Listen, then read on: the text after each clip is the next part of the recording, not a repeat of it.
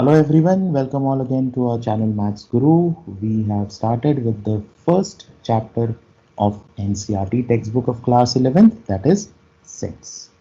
हमने पहले वीडियो में 1.1 को कवर किया था, डेफिनेशन एंड रिप्रेजेंटेशन, और पिछले वीडियो में सेकेंड वीडियो में हमने टाइप्स ऑफ सेट्स से शुरुआत की थी। टाइप्स ऑफ सेट्स में हमने शुरू में वो टाइप्स देखे जो सेट की कार्डिनैलिटी के ऊपर डिपेंड करते हैं, जैसे एम्प्टी सेट था, सिंगलटन सेट था, doubleton, tripleton, finite set, infinite set, etcetera etcetera. हमने सबसेट और सुपर सेट भी देखे थे, तो उसको थोड़ा रिवाइज करते हैं। सेवेंथ वाला था सबसेट, वो क्या था? A set A is said to be a subset of set B if every element of A is also an element of B। यानी एक सेट ले लो, उसमें से कुछ एलिमेंट्स बाहर निकालो, उनका एक सेट बनाओ, वो हो जाएगा आपका सबसेट। पहला एग्जांपल देखिए, set A is 1 2 3 4 5 and set B is 4 and 5। सो ये जो 4 and 5 है वो A में है, वो A का ही हिस्सा है, वो A का ही पार्ट है, इसलिए आप बोल सकते हो set B is a subset of A। This notation, this symbol is for subset. उसको C ऐसे बड़ा नहीं लिखना है जैसे हमने A और B लिखा है, वैसे C नहीं लिखना है, उसको थोड़ा सा फ्लैट करके लिखना है। एक स्लाइड में मैं आपको सिंबल्स भी दिखा दूंगा, तब आपको पता चलेगा एग्जैक्टली इसको कैसे लिखना है, बट फिलहाल B is a subset of A। दूसरा एग्जाम्पल जो हमने देखा था, B एग्जाम्पल क्या हो रही है परीश, गणेश रीस्टार्ट करता हूँ। गणेश रीस्टार्ट करता, एग्जाम्पल हो गया ना, रीस्टार्ट करता हूँ।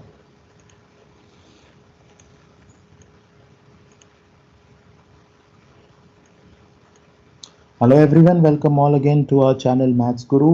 We have started with the first chapter of NCERT textbook, that is sets। उसमें हमने पहले वीडियो में 1.1 डेफिनेशन एंड रिप्रेजेंटेशन को कवर कर लिया है। सेकेंड वीडियो में हमने टाइप्स ऑफ सेट्स से शुरुआत की थी, कुछ टाइप्स हमने ऑलरेडी कवर किए हैं। Basically those types were the ones which were depending upon the cardinality of the set। एक सेट में कितने एलिमेंट्स होते हैं उसके हिसाब से हमने कुछ टाइप्स देखी है, जैसे नल सेट देखा था, singleton, doubleton, tripleton, finite set, infinite set, ये सब सेट्स देखे थे हमने सबसेट और सुपर सेट भी देखा था। उससे ही शुरुआत करते हैं, उसको थोड़ा रिवाइज करते हैं। एक सबसेट क्या था? A subset was a set which contains elements which are already present in the bigger set, meaning a set A is said to be a subset of set B if every element of A is also an element of B। Example, if A is 1 2 3 4 5 and B is 4 5, then B is a part of A। Correct? The elements of B are there in A, therefore B is a subset of A। This is the notation for subset। It's not a C। उसको C नहीं लिखना है, जैसे मैंने A और B लिखा है, क्या मैंने C लिखा है यहाँ पे सबसेट के लिए? नहीं, उसको थोड़ा सा फ्लैट कर देना है, वो हो जाएगा आपका सिंबल सबसेट। एक और एग्जांपल भी देखा था हमने यहाँ पे, if say set B is the set of all students of class 11th and D is the set of all students who are boys, then obviously D becomes the subset of B। जैसे subset होता है वैसे ही super set होता है। जैसे यहाँ पे first example में if B is a subset of A, then A is the superset of B। So super set की डेफिनेशन उसी तरीके से हम देखेंगे जैसे सबसेट की थी।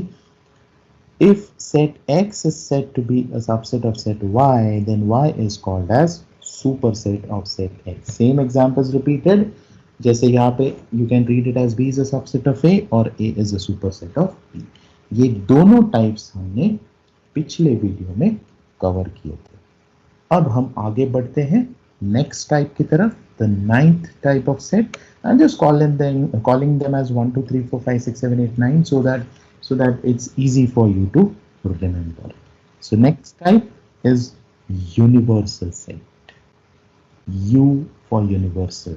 Okay, so the symbol which we'll be using to denote universal set, the alphabet which we'll be using is U. What is universal set?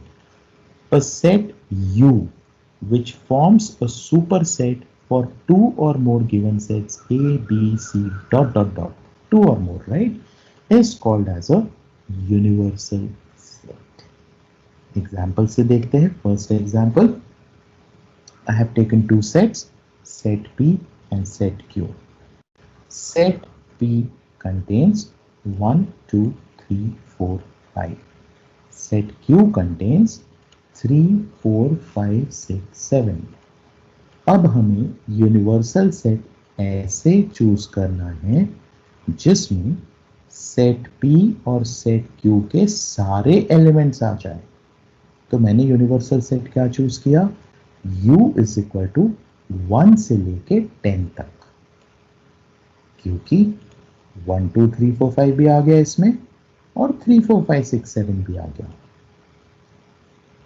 I want you to notice one thing here कि I have chosen it as 1, 2, 3, 4, 5, 6, 7, 8, 9, 10. I could have also chosen this as 1, 2, 3, 4, 5, 6, 7. Right? अगर मैंने universal set को 1 से लेके 7 तक लिया होता तो भी सेट P के सारे एलिमेंट्स और सेट Q के सारे एलिमेंट्स उसमें आ जाते. तो universal set you can choose any how, but remember it should contain all the elements of the defined sets. Here I have defined P, I have defined Q, so all the elements should be present in U. एक और example देखते हैं. जैसे यहाँ पे मैंने तीन sets लिए हैं. M लिया है set of all students of science stream, N लिया है set of all students of commerce stream और S लिया है set of all students of humanities और आर्ट्स स्ट्रीम. तो यहाँ पे यूनिवर्सल सेट अगर चूज करना है तो हम इसको सेट ऑफ स्टूडेंट्स बोल सकते हैं. राइट? देखो यहाँ पे कहीं भी मैंने 11 स्टैंडर्ड या 12 स्टैंडर्ड ऐसे स्पेसिफाई नहीं किया है. Right? So it could be a student of science of any particular grade, right? It could be 11th, it could be 12th, it could be some higher grade also. Correct? So अगर M, N और S के सारे students हमको इकट्ठा चाहिए तो वो universal set हमको सेट ऑफ ऑल स्टूडेंट्स ऐसे डिफाइन करना पड़ेगा. इसको एक और तरीके से डिफाइन कर सकते हैं. अगर मैंने यूनिवर्सल सेट को लिया set of all human beings तो भी चल जाएगा, कोई बात नहीं. But more accurate, more perfect would be set of all students. All right, this is the definition of universal set. Please understand this set properly because we will be solving sums where universal set is going to play a very, very important role. Going to the next type of set, that is equal sets. When will you say that two sets are equal? If set A is a subset of B and set B is a subset of A, then A is equal to B. Subset का definition क्या था? Part of a set, right? Correct. अगर set A के सारे elements set B में हैं और set B के सारे elements अगर set A में हैं तो obviously दोनों set equal हो गए. एग्जाम्पल देखते हैं. सेट P देखो कैसे डिफाइन किया है. It is set of all x's such that x is a natural number between 3 and 6. What representation is this? Remember हमने पहले वीडियो में देखा था एक सेट को आप आइदर लिस्ट फॉर्म या रोस्टर फॉर्म में लिख सकते हैं या फिर सेट बिल्डर फॉर्म या रूल फॉर्म में भी लिख सकते हैं. यहाँ पे P को मैंने सेट बिल्डर फॉर्म में लिखा है, Q को मैंने roster form में लिखा है. Right? P is the set of all x's such that x is a natural number between 3 and 6. How many natural numbers are there between 3 and 6? There are two natural numbers between 3 and 6 and those are 4, 5. So P is also 4, 5. Q is also 4, 5. Therefore P is equal to Q. एक और example देखिए. R and S. What is R? Set of all x's says that x is the solution of this equation x minus 2 is equal to 0. It's a linear equation, right? Simple सा equation है जो होगा x is equal to 2. अगर उसको -2 को अगर दूसरे side में रख दिया तो x is equal to 2 becomes its solution. And दूसरा देखो, s set of all y such that y is an even prime number. What are the even prime numbers? Element 2 is the even prime number. So r में भी सिर्फ 2 है, s में भी सिर्फ 2 है, इसलिए r is equal to s. Equal sets easy है, दोनों में सेम एलिमेंट्स होंगे, दोनों का कार्डिनल नंबर सेम होगा, कार्डिनलिटी सेम होगी, दैट मींस बट अगला वाला देखिए 11th one, that is equivalent sets. Look at the definition. Equivalent sets are two sets with the same cardinal numbers. I hope you remember there are different ways in which you can write cardinal number. Here it's I have written it as mod. ऐसे नहीं पढ़ना है, but mod a equal to mod b ऐसे नहीं पढ़ना है, इसको पढ़ना है cardinal number of a is equal to cardinal number of b. If such is the case, then we call the sets as equivalent sets. Look at the first example which I have considered here. P is equal to set of all x's such that x is the color of Indian national flag. Tiranga, tricolor, three colors are there, right? And look at the way I have taken Q. 4, 5, 6, 6, 4, 5, 5. Come on, elements not to be repeated. So I can rewrite this Q as 4, 5, 6. How many elements? 3 elements. P में कितने elements? 3. Q में कितने elements? 3. Therefore, n of p equal to n of q, that is number of elements in p is equal to number of elements in q. Sets equal नहीं है, equivalent है. क्यों equivalent है? Because दोनों में number of elements same है. कौन से elements है वो important नहीं है, कितने elements है वो important है. Second वाला example पे देखिए. R is equal to set of all x's such that x is a stream chosen by an 11th standard student. एक 11th स्टैंडर्ड का बच्चा आइदर साइंस स्ट्रीम चूज करेगा या कॉमर्स स्ट्रीम चूज करेगा या आर्ट्स ह्यूमैनिटी स्ट्रीम चूज करेगा. Correct. So एक ही स्ट्रीम होगी. Cardinal number is 1. What about set S? Set S is equal to set of all y such that y is a planet on which life exists. Come on. Earth is the only planet where life exists. Let's not get into controversy. It's only Earth where life exists. So again the cardinal number becomes 1. And T is equal to set of all Z such that Z is an Aadhaar card number of a person. Whenever you're talking about a person, that person will have only one particular Aadhaar card number. एक इंसान का एक ही आधार card number होगा, multiple आधार card numbers नहीं होंगे. तो ये तीनों सेट्स है आर, एस और टी जिनकी कार्डिनलिटी 1 है, जिनका कार्डिनल नंबर 1 है, इसीलिए ये इक्विवेलेंट सेट्स है. तो इक्वल सेट्स और इक्विवेलेंट सेट्स में फर्क है? डेफिनेटली है. सारे equal sets because cardinal number same होगा, बट सारे इक्विवेलेंट सेट्स इक्वल सेट्स नहीं, नॉट नेसेसरीली है. Alright. Going to the next one, disjoint sets. What are disjoint sets? As the word says, disjoint. Matlab they are not joined. They have nothing in common. Two or more sets are said to be disjoint if they do not have any element in common. Look at the first example. I have taken P as 1, 2, 3, Q as 4, 5, 6, 7, 7, 8. Can you see anything common between them? ऐसा कोई element है जो P में भी है और Q में भी है? नहीं. इसीलिए P और Q ये दोनों डिसजॉइंट सेट्स है. दूसरा वाला एग्जांपल देखिए. T is the set of all positive numbers and S is the set of all negative numbers. No positive number is a negative number. Similarly, no negative number is a positive number. तो दोनों में common कुछ नहीं है, इसलिए ये हो गए आपके disjoint sets. Simple enough to understand. Disjoint यानी nothing is common between them. Okay, now we are heading to the next and the most important type of set, rather last type of set, but very very important, that is par set. What is a par set? For a given set A, एक set दिया आपको A, आप क्या करोगे? इनके subsets निकालोगे, फिर उनका सेट बनाओगे. वो जो सेट होगा वो होगा पावर सेट.